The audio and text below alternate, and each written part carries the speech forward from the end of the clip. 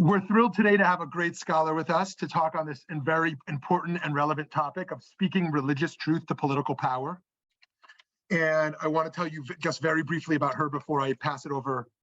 Rabbi Andrea L. Weiss, Ph.D., is Jack Joseph and Morton Mandel Provost and Associate Professor of Bible at the Hebrew Union College Jewish Institute of Religion.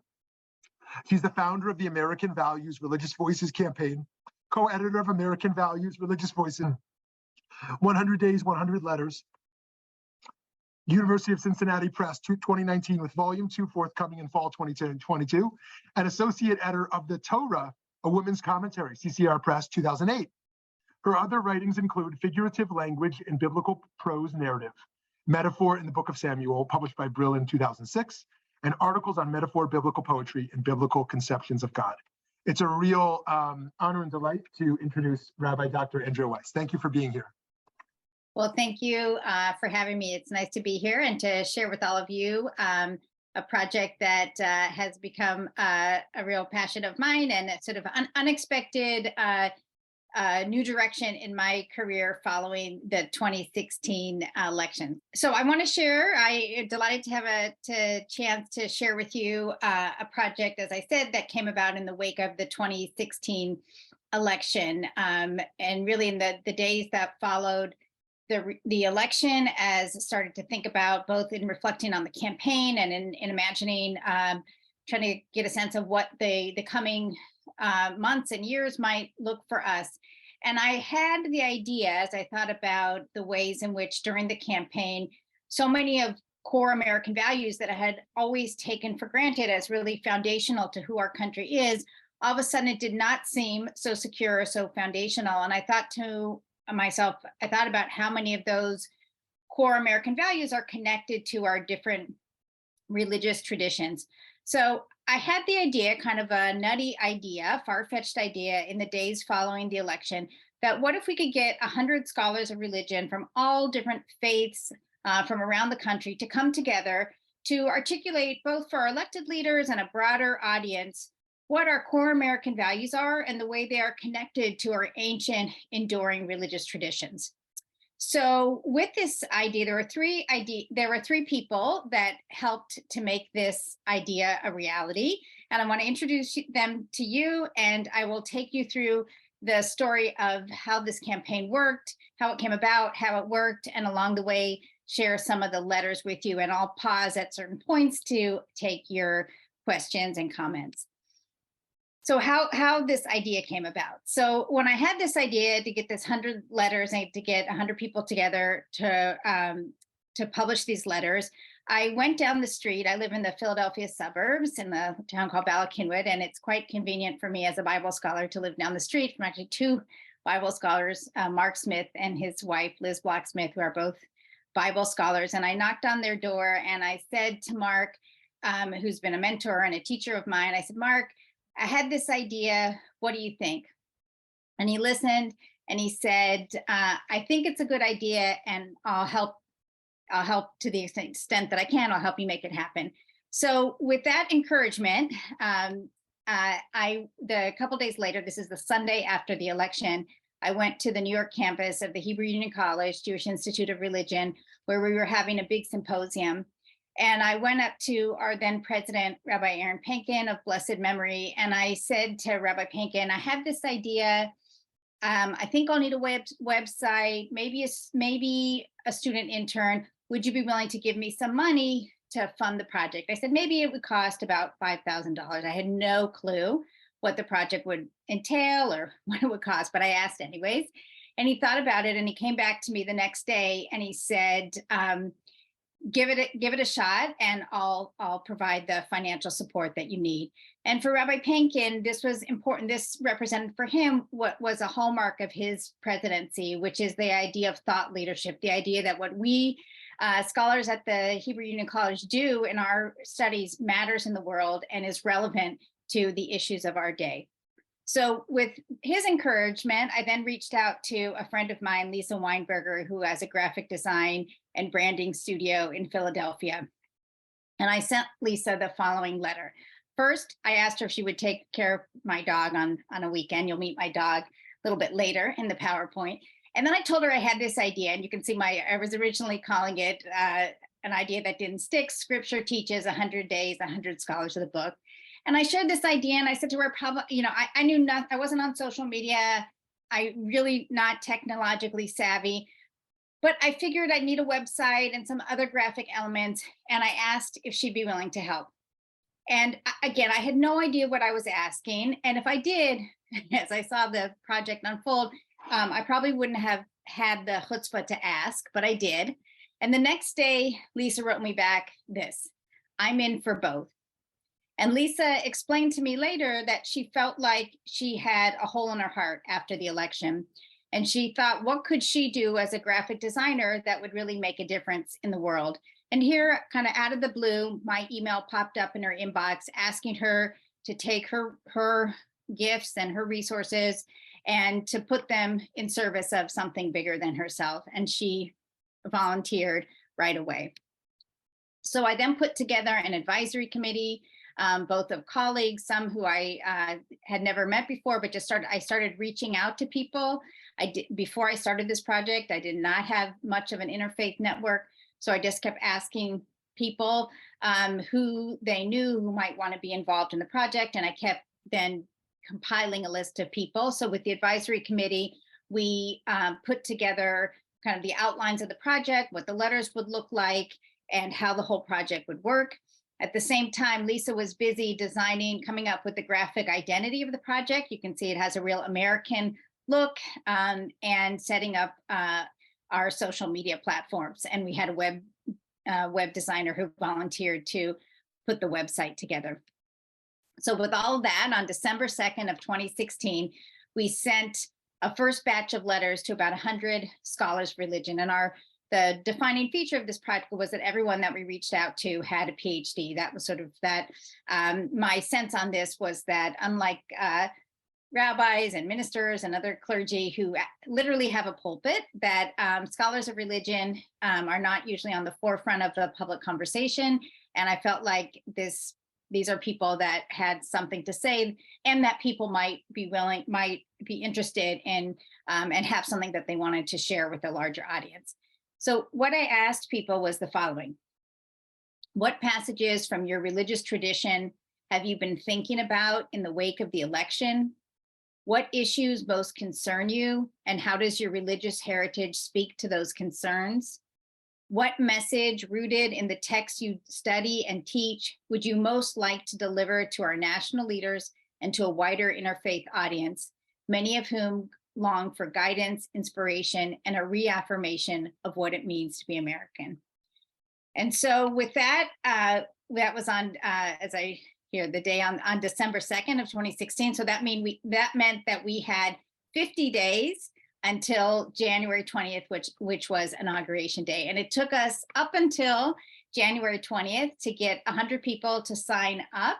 Along the way, we started building a following on social media and starting to promote the campaign. And we were ready to launch as of January 20th. And one of the things that in my mind's eye, when I first thought of the project, I thought, what if we could get these 100 writers, but also what if we could put all of their pictures all on one page to really show the glorious diversity of our country? And as soon as we got all 100 and we got everyone to turn in their bios and their pictures and got the whole website together, Lisa put together this, which is at the time, this was the picture on the homepage of our website. And this to me really highlights the diversity of the project. You can see we have some veteran scholars and young scholars. We have people from all backgrounds and religious traditions that we have as well, a diverse audience. So we were able to achieve that. We had as well. So, and I'll read a little bit just so you can get a sense of who our letter writers are. Elsie Stern, who was on our editorial committee, in letter 100 gave an overview of our letter writers. She writes, the American Values Religious Voices letter writers provide a snapshot of the America you have pledged to serve. We are men and women from red states and blue states, we identify as African American, Asian, Latinx, Native American, and white. We are Buddhists, Christians of varied denominations, Hindus, Jews, Muslims, and Sikhs. Some of our families have been in this country since before it was America. Others are immigrants ourselves. So this gives you a sense of who these 100 letter writers are. And now I'll share with you how the campaign itself worked. So the inauguration day on January 20th was on a Friday. So we divided the 100 days into weeks. And every day, and day one was on a Friday. So every new week started on a Friday. And so that meant by Wednesday, I would pick which of the week's letters that we had. People submitted their letters throughout the 100 days. So I would put together a week's worth of letters. And then on Thursday, we would promote them on our social media platform to give folks a preview of the week ahead. And you can see just from this, how this gets a sense of the diversity of our letter writers in terms of place and in terms of backgrounds as well. And then every day at 5 a.m., which meant that I was getting up at 4:50 just to make every day for 100 days to make sure that everything went okay. We disseminated the letters in 3 ways.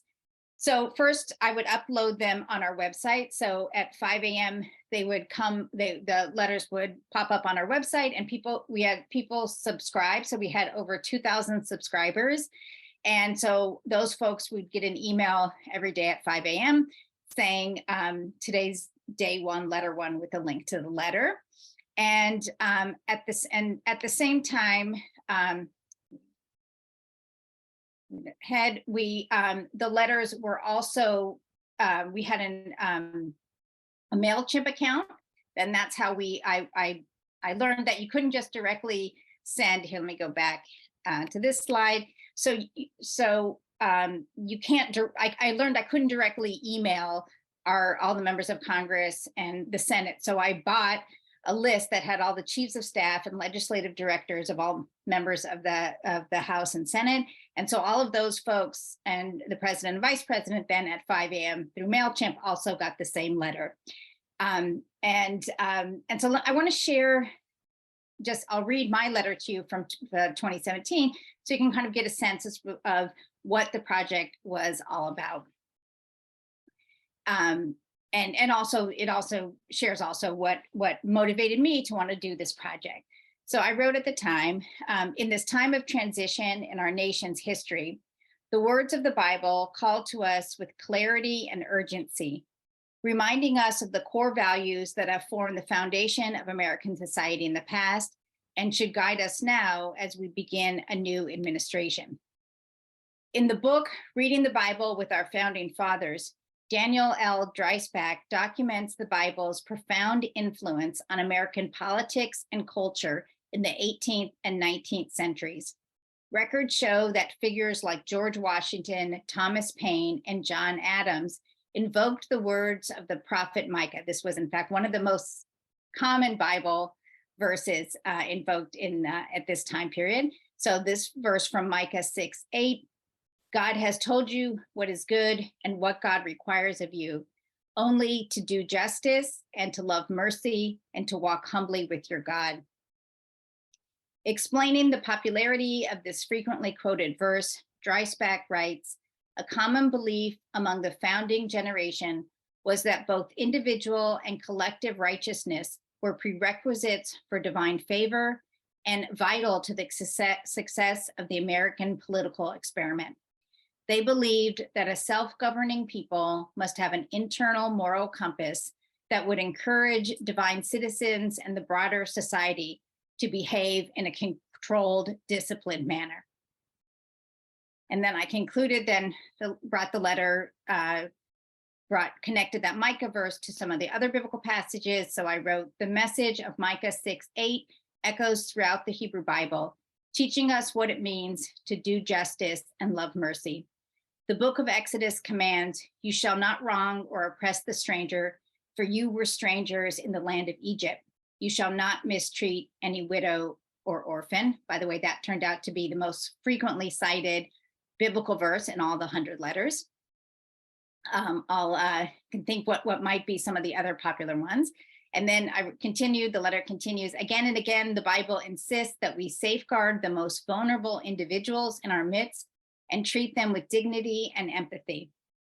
The prophets voice this expectation loud and clear, as when Isaiah instructs, cease to do evil, learn to do good, devote yourself to justice, aid the wrong, uphold the rights of the orphan, defend the cause of the widow. That's from Isaiah 1:16-17. And then I concluded the letter, still today, in the early 20th century, these ancient biblical teachings about justice and mercy should dictate how we act and determine the policies we enact. Together, let us work to preserve and make manifest the values upon which our democracy was founded. So that gives you a sense of kind of the spirit of the letter, so that the length, they were all about 350 words, and that was really the foundation of the project, and that got us started with day one.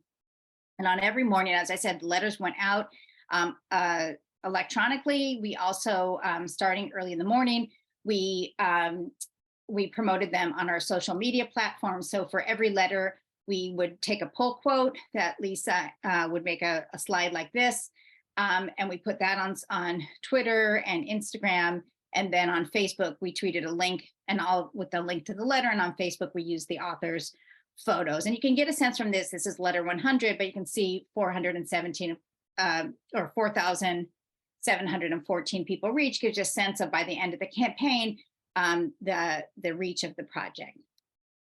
And the third way, besides MailChimp and the website, that we disseminated the letters was that for each letter, I printed out 2 copies on my printer at home, one directly addressed Dear President Trump and the other Dear Vice President Pence. And my dog Sophie and I mailed the letters every morning. So those are 3 ways that the letters got out. And that was really our focus, and really it took a huge amount of effort to get the campaign up and running in a matter of, just a matter of a few months, and then to get the letters edited on the website and out. And our main concern at the beginning was just getting the letters out. And what we didn't anticipate was how much feedback we would get on the campaign. As soon as we launched the website, how many people would contact us and share with us how they were responding to the letters as those 100 days unfolded. And as I would get feedback, it might be a text message or on Facebook or an email, I would share the feedback to Lisa. We were both working really hard, and it was gratifying to see how people were responding to the letters. And then Lisa would turn the feedback that we were getting, turning them into art that we would then use on our social media platform. So you can see, again, I didn't anticipate in publishing the letters so early, is that for a lot of people, because the letters were published so early, they were the first email that people read in the morning. And a number of people told us how they would read the letters first thing in the morning as a morning prayer or a morning meditation, the way that the letters anchored them in those kind of 100 days as we were waiting to see how is this Trump administration going to play out. So people felt like these letters anchored them, that they were a lifeline to people for the values that they held true and enduring. Other people described the letters as an archive of compassion and democracy, a beacon of level-headedness and morality. And one of the important parts of the project, this was a text that came from a college friend of mine who wrote, I'm loving my daily inspirational letters from voices I'm not accustomed to hearing. So the way, particularly as that election made us realize how, a phrase that we often heard, how siloed people were, that the project allowed people to learn from and listen to voices that they were not familiar, people from different religious traditions, people from different backgrounds than themselves, sharing their own insights and their own experiences. And another important aspect of the project was captured in this feedback quote. The person wrote, "These letters are not only inspirational, they are a historical record of our time." The way that they captured, both in the topics of the letters as people responded to those 100 days in real time, they captured that particular moment in time. So I'm going to preempt a question that I'm sure many of you are wondering, And that is, did anyone in Washington respond? So, and to answer that, we need to go to day 24. So, day 24, which was, you can see, this was February 12th, and we're just about a quarter of a way through the campaign. And the letter for that day was by Brian Massingale, who's a professor at Fordham University. And one of the fun things about the project was scheduling the letters. And I had lists of all the religious holidays, American holidays over those 100 days. And I would try to organize the letters to be connected. So this day 24, February 12th of 2017 was Lincoln's birthday. So I took the one of the letters I had that mentioned Lincoln, and I published the letter on that day. The whole week of President's Week, I put all of the letters that I had at that moment that mentioned presidents. I will let you ponder which president was invoked the most during the campaign. And for example, like around Valentine's Day, I put letters that all mentioned love that week, around Passover and Easter. So I tried to schedule the letters according to what was timely.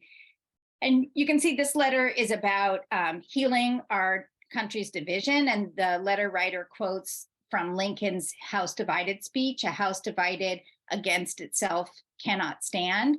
And then arguing that this healing will only come from a cultivation of public compassion, which at the very least demands respect and decency toward those with whom we disagree.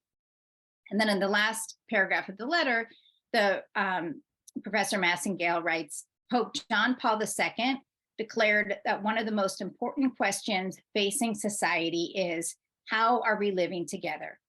Together, Mr. Trump, our collective response to that question will depend greatly upon both your compassion for the vulnerable and the quality of your respect for those with whom you disagree."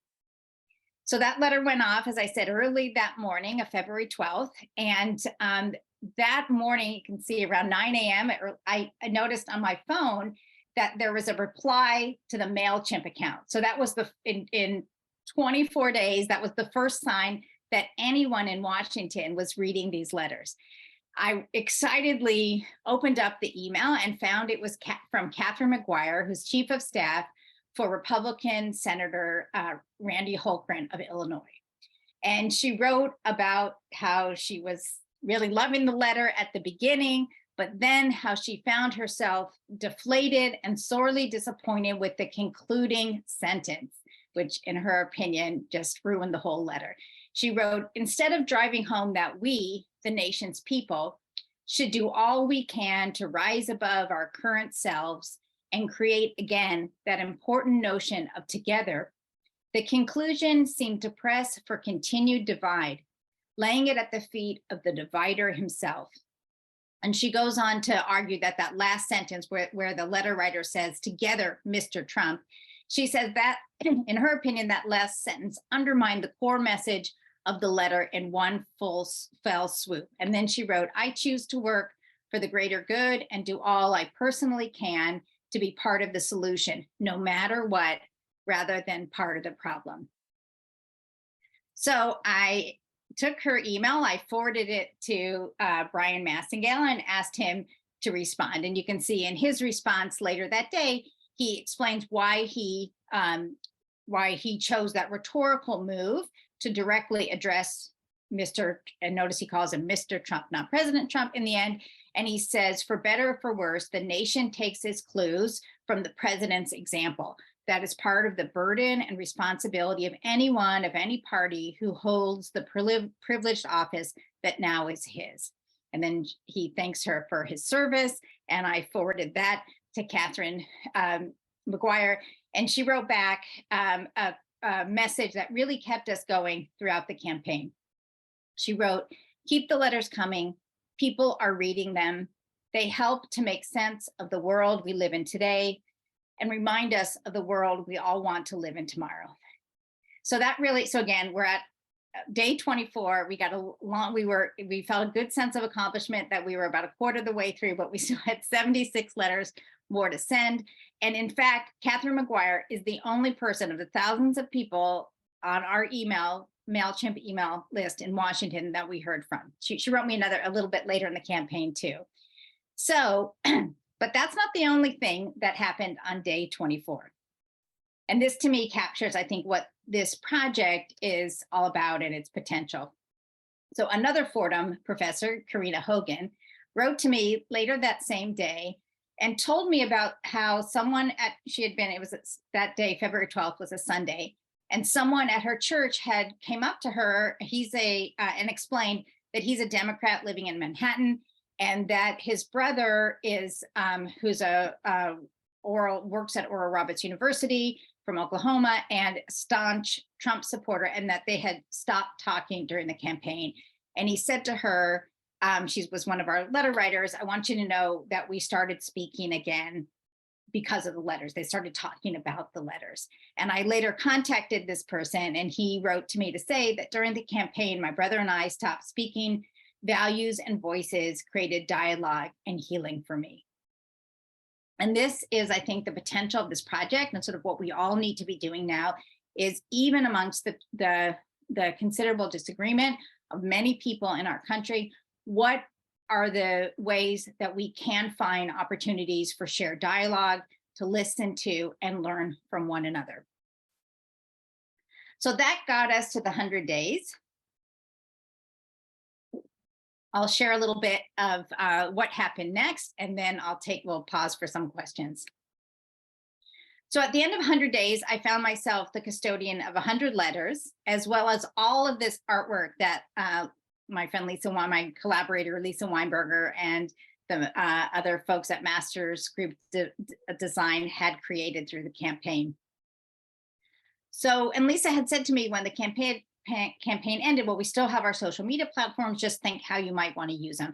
So I found myself, as the Trump administration and the events that followed at the end of April, when the campaign ended, things kept happening. And pretty much for anything that happened on any given day, I felt like, oh, I have a letter about that. Whether it was the withdrawal of the Paris Climate Accords, or Hurricane Harvey, or International Women's Day, or Coffee Day, or Farmers Day, pretty much for anything, I'd say to myself, oh, I have a letter about that. And I would put on social media snippets of the letters, and using the artwork just to promote them and just continue to make the letters relevant and try to share the wisdom.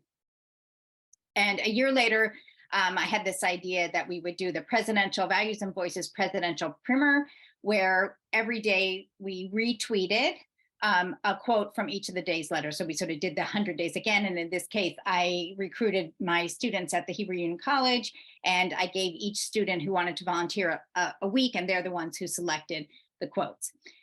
And the last thing that happened which was my sense of what I was hoping to accomplish with the book, with the project eventually, is to publish the letters in a book. And we did this through the University of Cincinnati Press, which was a new academic press at the time. HUC, Hebrew Union College, has a campus in Cincinnati, and in February of 2018, about a year after the campaign went on, I was at our Cincinnati campus, and the University of Cincinnati Press was just getting started. I met with just as an informational meeting, the press asked to meet with some of us at HUC. And after hearing about what they intended to accomplish with this new press, I said, oh, I think I have a book for you. And this American Values, Religious Voices was one of the first book that they published. And this felt to me like the culmination of the project, and in a way that had succeeded beyond my expectations. And I felt really good about this as what I thought was the culmination of the project. I want to stop my screen there and just ask if, before I continue to tell what happened after the publication of the book, if anyone has any questions that they want to ask. Okay, well, I'll go back to the PowerPoint, and then I'll have opportunity again. Oh, did someone have? Aside from that one response that you talked about in the presentation, Were there any other responses to the letters? Not official responses in terms of folks from Washington, and it wasn't for lack of trying. I, both in sending the letters, I also we had, as part of the campaign, we tried to encourage people to directly email their own Congress people and their senators and members of Congress. So by going in and, for example, I'm in Pennsylvania, so I could go to my own senator's website and email them directly. And we had a message that we encourage people to use, you are your chief of staff and legislative director is receiving a letter a day from from American Values Religious Voices. Are you getting the letter? So we tried every which way and to get more responses, but we didn't. And at a certain point, we just had to say that while we weren't hearing directly from other people in Washington, we were getting a lot of feedback from other people. That's part of the feedback that I shared. And that really kept us going. So we knew when we originally started the project, we weren't sure that anyone besides my mother and Lisa's mother was going to read the letters. And here we had over 2,000 people who were subscribing, and we knew from all the metrics on our website and on our social media platforms, how many people were sharing and reading the letters, and that people were finding them meaningful. One of the most meaningful comments I heard from a number of people was that the letters made people feel like they weren't alone and that they just felt connected to other people. And it was just reaffirming to hear what they held as true and enduring. Hear other people sharing those insights as well, and those commitments. So that kept us going. Any other questions for now? Okay, so I will tell the part two of the story what happened next. As I said, so the publication of the book I thought was the conclusion of the project. And then the election of 2020 happened. And as we were waiting out the election results that week after, again, the week after the election, and here we were in the midst of a pandemic. It was the summer we had, after the death of George Floyd, we were experiencing the racial reckoning that we were seeing in our country. And it was clear that whoever was going to win the election, that we were still incredibly divided as a nation. And I really felt like, well, we have the website, we have our social media platforms, and I felt I had a letter that I wanted to write, and I felt like others might too, and that just as our readers found the letters meaningful in 2017, maybe people would find the project meaningful again. But at the same time, over the ensuing 4 years, I had become provost. I knew I did not have the capacity to give this project my attention day and night in the way that it took in 2016 and 2017 to make it happen. And I knew I couldn't ask Lisa again to dedicate all that she had dedicated to make the project happen. So the Saturday after the election, it was that day, I think later that day we found out the results, but I called my daughter, that's Rebecca Tauber on the left, who was then a senior at Williams College, and at the time, editor of her school newspaper. And so I knew she had, by nature and nurture, had the editorial skills that I needed for the project. And I called her and asked her if she would join me in reviving the campaign and being my editorial assistant. And then I said, well, and she eagerly agreed. And I said, well, I'll need you to recruit some other friends because we'll need someone to do the social media, the graphics, et cetera. So within a few hours, she had recruited two of her friends, Sophia Sonnenfeld and Kayla Gilman, and they formed our wonderful 2021 campaign staff from Williams College. And they're the three people, along with Lisa and myself, we were able to make the project happen. We also got funding this time around from Littman Camphor Foundation for Living Torah that allowed us to redo our website, and which you'll see what that allowed us to do in a minute. And we sent an email to all of our subscribers from 2017 on January 5th, 2021. So timing was key there. It was good that it definitely would have gotten lost in the events of January 6th. But we sent two things. We announced the launch, and 2 days before, or a few days before, on December I want to go back a month, on December 2nd, once we decided to do the campaign on December 2nd of 2020, which was exactly 4 years to the day that we sent the initial invitations for the first campaign, I wrote to the 100 scholars that had written the first time and told them that we were going to launch a second campaign and asked if they wanted to write another letter. And in one day, I heard from about a quarter of our 100 letter writers saying, yes, they wanted to write another letter. They thanked me for doing the project again and were eager to join forces. In the end, we had over 50 people from the first campaign who wrote letters again, and then we went through the same process of just reaching out to people. We tried really hard to make our group of letter writers even more diverse than the first time. We had sort of a more nuanced sense, I think, of what diversity meant in terms of who we were looking for. And again, it took us till about the first day of the campaign to get 100 scholars all together. And I want to read my letter, and you'll see the difference. You'll see sort of the difference in tone. You can see already the difference in the addressee. This time, the letters were addressed to President Biden, Vice President Harris, and members of the 117th Congress. I'll also add one other change we made this time was that the letters were posted at 6 a.m. So I didn't quite have to get up quite so early for 100 days. But I'll read my letter again, and you can hear the difference in 4 years later. So I wrote this time on January 20th, 2021, to our national administration. As you begin your service to our fragile, fractured country, the challenges you face seem almost insurmountable. How will you achieve the lofty goals that motivated you to run for office amidst a devastating pandemic, assaults on our democracy, the corrosive effects of systemic racism, and ample evidence of an imperiled planet? The word for hope in the Bible offers an answer. Psalm 27 ends with the charge repeated twice to hope for God. That's in verse 14. The same verb appears when Job exclaims, I hoped for good, but evil came, from Job 30, verse 2. And when the people lament, this is in Jeremiah 14:19, why do we hope for peace, but there is no good, for a time of healing, but behold, there is terror. The verb recurs in Isaiah 5:7, an ancient verse with a contemporary resonance. God hoped for justice, but behold, injustice. For equity, but behold, iniquity. In these and other citations, hope leads to disappointment when an anticipated positive outcome fails to come to fruition.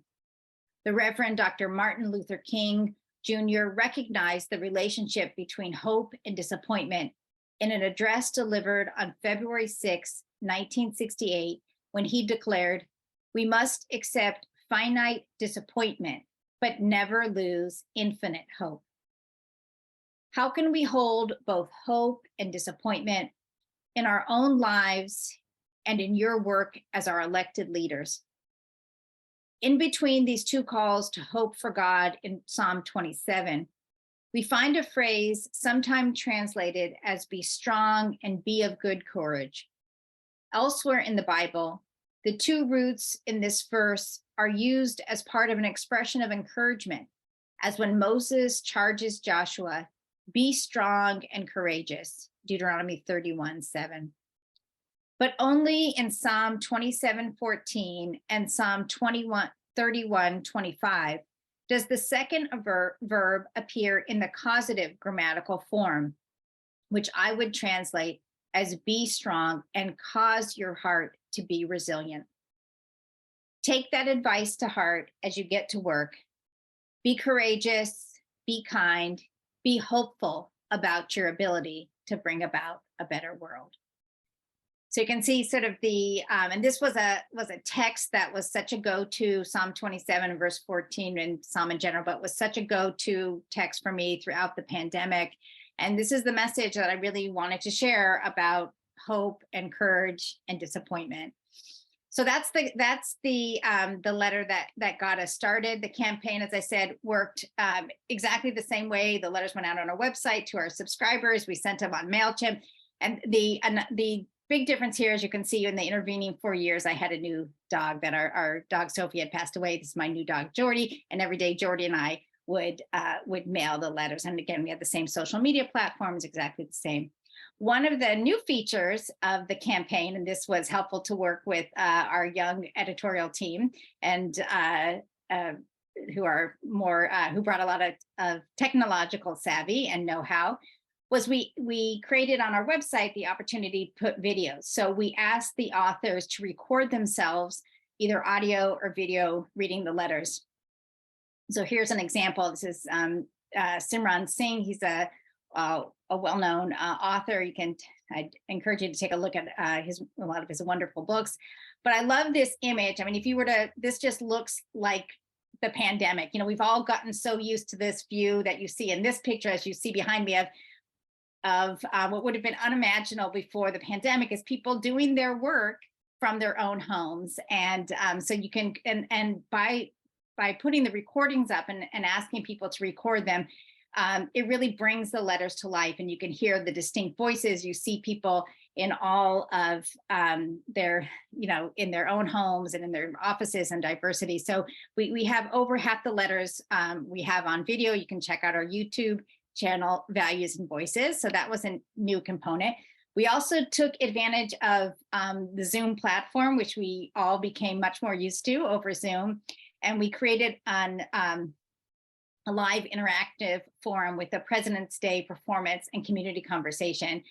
And this came about because David Bradley, who's in the upper left-hand corner, he's an arts producer in Philadelphia. And as soon as we announced on January 5th that we were going to launch that campaign, he contacted us and he said that he was a follower of the campaign in 2017.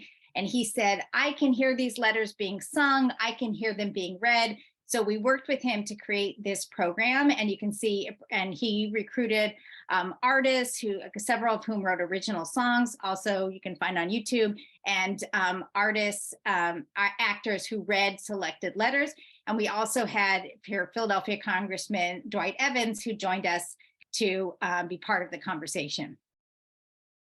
So what I want to do now is to share and if you see here, well, you'll meet him in a minute, David Strathairn, who's a pretty famous actor, and David knew him, so we were able to get him to record a letter, and I'm going to share his reading of Mark Brettler's letter, which again will kind of give you a sense of the different message in the 2021 campaign.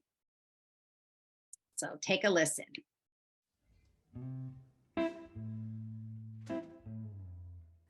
Dear President Biden, Vice President Harris, and members of the 117th Congress. 4 years ago, after the election results were announced, I wrote 2 biblical quotations in Hebrew on my office door so that I would see them daily, be reminded of their truth, and be spurred to action.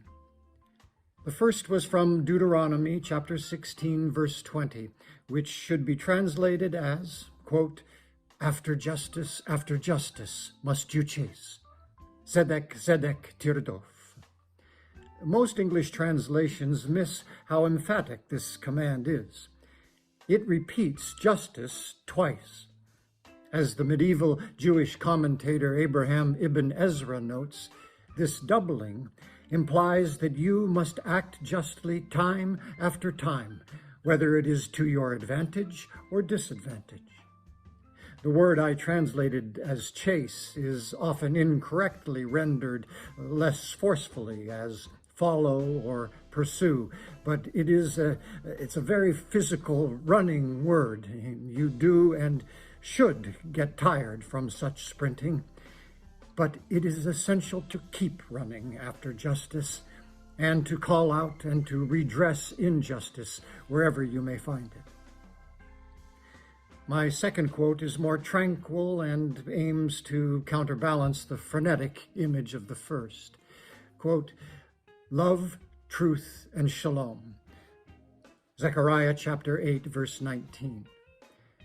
While guiding the Jews to recover from a traumatic national calamity, the prophet Zechariah was an optimist, proclaiming in one of my favorite Bible passages, quote, "There shall yet be old men and women in the squares of Jerusalem, each with staff in hand, because of their great age, and the squares of the city shall be crowded with boys and girls playing in the squares."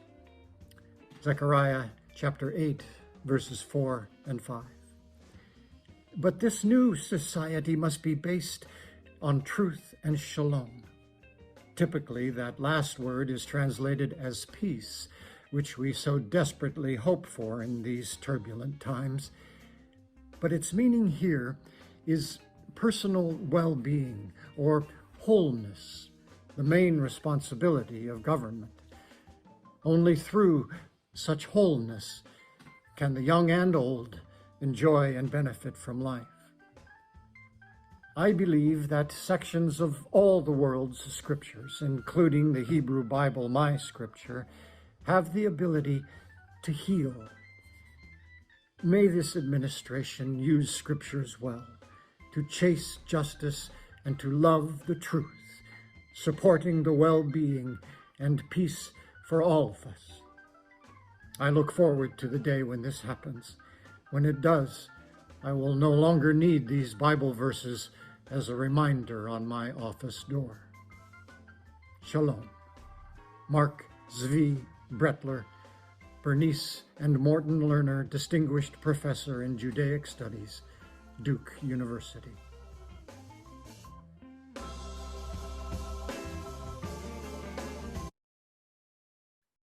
Okay, so that gives you a sense of another one of the letters. And again, and we'll see it in a minute, but the themes of hope, justice, were some of the key themes of the campaign. So we had another, just to kind of quickly conclude this campaign, we had a gathering of some of the female identified authors as part of Women's History Month. That was another thing we did. I was very pleased toward the end of the campaign. We got we had press coverage throughout, particularly in connection to the Dear President Biden event. And toward the end of the campaign, we had this terrific article in the Washington Post, and this came about part from help of some connections of Rabbi Danny Zemmel in Washington. And you can see the headline here is, "For 100 days, religious scholars sent Trump letters about scripture and modern life. Now they're writing to Biden." And I felt like this gave the project, particularly in Washington, but gave it the press that it deserved, and did a really wonderful job covering it. I'll just add that in the first campaign, early on in 2017, I had an interview with the New York Times.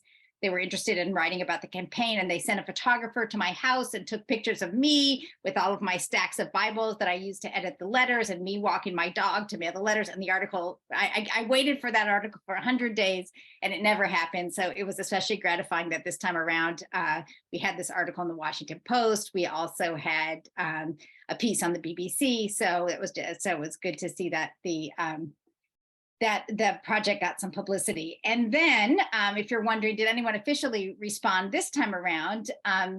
Later, so the campaign ended, day 100 was April 29th of 2021. And months later, I went to my office in New York. So on the stationery of the printed letters that I mailed, the Hebrew Union College in New York was the address that we used for the campaign. And I went to my office and I found a whole stack of these exact same envelopes, all of which with the exact same letter from the vice president, but thanking for the note of support, and this message, again, form message from the vice president, but at least was a sign that someone in the vice president's office read these letters and responded to about, sent. So we got about maybe about 25 of them to various authors in the campaign. And the culmination of this, the 2021 campaign, is the publication of the letters as Volume 2, American Values, Religious Voices, Letters of Hope from People of Faith. And we just sent that book to the printer this week, and hopefully that'll be out in January. And so let me, I think I'm going to stop there, and let me take questions if as we're reaching the end of our time. Let me see if people have questions. They want to ask questions or make observations. Thank you so much, Rabbi Weiss. Yes, if anyone has questions, please feel free to unmute or raise your hand. Hi, Sandra. Hi. Coming into this hour, I was very curious about whether we would be hearing more about universal values or something that was uniquely American. And I think that even my caring about that changed through the hour, that indeed there are universal values. And if there's anything uniquely American about the letters, it's that we do have so many diverse voices that if they're only heard and listened to, that is what could perhaps make us special. And, let's put the American exceptionalism behind us. Yeah. I don't know if that made any sense, but I just wanted to kind of observe that.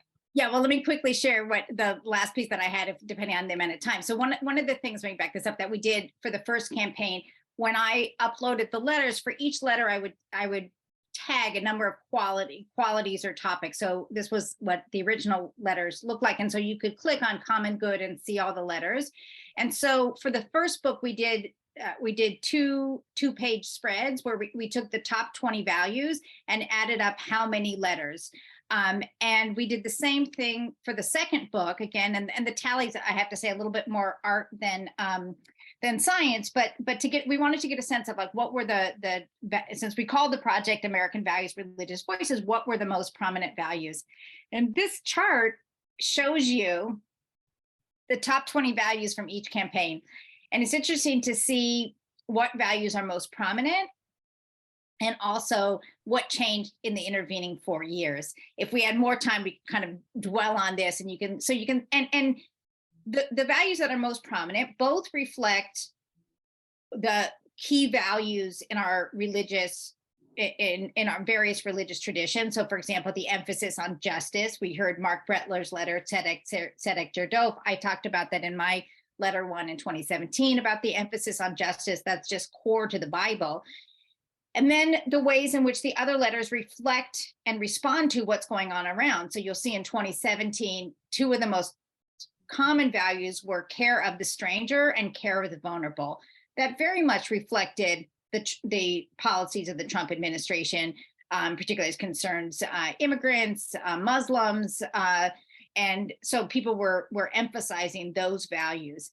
Now, if you see in 2021, truth, that's one of the most common values, again, reflecting that healing, which isn't even mentioned in 2017. And you can see here, hope is another value. So this is interesting to compare. That was one of the reasons that I was interested to do the campaign again, was to sort of see, again, these are both time capsules. So to see what values would be prominent the second time around. So yes. Glaya. That's okay. Thank you. All right, so I'm not sure if I'm going to get this out the right way because I'm a little brain fried right now. It's the end of the semester, but I remember back in 2017, to give you context, I was someone who believed that religion was the opiate of the masses. Okay, so, but I remember like at the beginning of spring semester 2017 versus fall semester 2017, I saw a just tank in behavior, like the behavior of students. And I was looking at it the whole time and I'm thinking they're taking their cues from a certain person who thinks he's a president and everything, thinks he's a leader. And through starburst at Angela Merkel, just stuff like that. And, just the level of obnoxiousness and everything. And so it really kind of started hitting me just how much people take cues from, politicians and but they also take cues from religious leaders. And so the way that I was kind of looking at it, would you actually think of expanding the project to, I don't know, another presidency, or expanding the project for more religious voices or anything? What's the future of this? Because I think it's really important. Yeah, well, thank you. And just out of curiosity, where and what do you teach? I teach history, and I teach history. Well, right now I've got 3 different colleges, but it was at community college where I just like, you don't want to know. Trust me. Okay, You don't want okay. to, you don't. Yeah, and I'll just add, in the first book, so the both books contain the letters plus various essays, and in the first book we have an essay from a historian. I wanted someone who was outside of the project to look in, and it's someone who was teaching at St. Joe's University on a class on politics and religion, and she was assigning the letters to her students, so she wrote about that. And in the second book we have a letter from a historian who also studies politics and history. And I wanted someone to look at that project and sort of both campaigns and see what bigger things emerge. So just to say that you might be interested in both of those essays. So I'm not going to, when I, finished it the first time, I felt, especially after the book came out, I felt like it had really exceeded my expectations. I'm a Bible scholar by training. My area is metaphor in the Bible. I had not planned, as I said, like I was halfway through a book when I had this idea in the book. My binders and notes are still gathering dust. I haven't gotten back to them. So, but I felt really compelled to do this project. And so when the book came out, I thought, okay, I'm done. It exceeded my expectations. Now I'll get back to, my day job. And I wasn't expecting to do the book the second time. So I'm not going to say I won't do it a third time, but because it was incredibly gratifying to do this and just sort of be especially to, be part of this community of people, both of the letter writers and also the letter readers. And the letters were meaningful for people. And they really, I think they just are both to kind of capture what's true and enduring in our faith traditions. I think they show why religion matters and the just the enduring values of our religious traditions in a way that I hope will motivate people. And also, for me, in Mark, you heard Mark Brettler's 2021 letter, but in his 2017 letter, he wrote about how we each are responsible for caring for our community, and everyone has to step up. And you can't rely on someone. Well, I'm going to quote this directly because I'm not going to do justice. But he wrote, "Standing idly by or arguing that someone else should step up is not an option. We are each accountable if we do not work to improve our communities." And this was my way of stepping up. I completely was not expecting this, but it went from this far-fetched idea to here. So I hope everyone will find, what's your way to step up? What can you do to try to make the world a better place? Awesome. And I think with that, we're at the end of the hour. That takes us to the end of it perfectly. Rabbi Weiss, thank you so much for being here with us today. It was a pleasure to learn from you. And thank you everyone for joining us. As Rabbi Shmuley mentioned, we have a great program coming up on Sunday, our film screening of The Jewish Jail Lady and the Holy Thief at 4 p.m. Mountain Time, either in person or virtually.